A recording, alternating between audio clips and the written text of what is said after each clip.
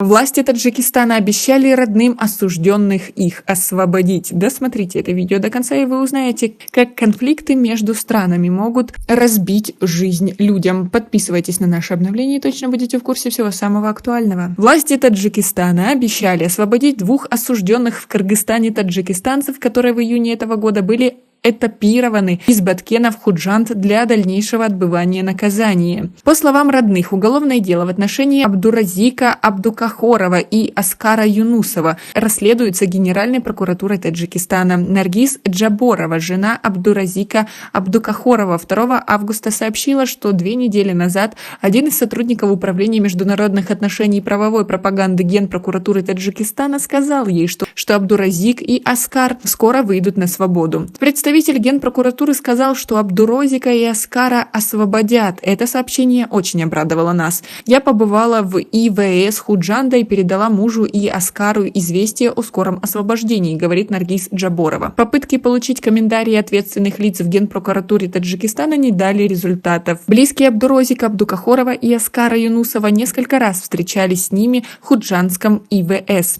Они чувствуют себя хорошо, никаких жалоб на состояние здоровья у них нет, сказала Наргиз Джаборова. Мы не ожидали, что Абдурозика и Аскара переведут в Худжанд. Власти на самом деле сделали все, чтобы им помочь. Надеемся, что в ближайшее время они вернутся домой. Абдуразик Абдукахоров и Аскар Юнусов были арестованы в начале мая, вскоре после вооруженного конфликта на таджикско-кыргызской границе.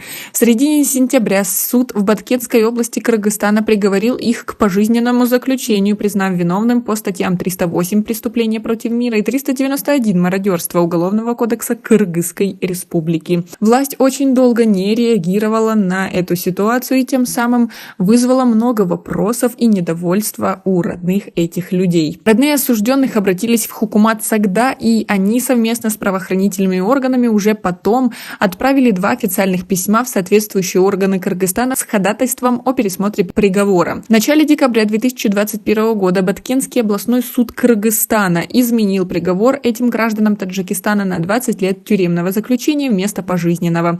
А в середине июня Абдукахорова и Юнусова перевели из тюрьмы Баткена Кыргызстана в ИВС Худжанда Таджикистана для дальнейшего отбывания наказания на родине, где они находятся до сих пор. Столкновения на таджикско-кыргызской границе произошли 28 и 29 апреля. Власти Таджикистана заявляют, что в ходе этого пограничного конфликта погибло 19 человек и 87 получили ранения. По данным кыргызской стороны, 189 граждан Кыргызстана получили ранения и 36 человек погибли. Наргиз Джаборова, жена Абдуразика Абдукахорова, ранее рассказала, что до приграничного конфликта жила с мужем, детьми и тестем в селе Барбардук Кыргызстана, так как зарабатывали на жизнь за счет арендованной у кыргызов земли. По ее словам, органы Кыргызстана 22 мая сначала вызвали и допросили ее и тестя, а затем при неизвестных обстоятельствах задержали мужа и обнаружили в его телефоне фотографию с таджикскими военнослужащими.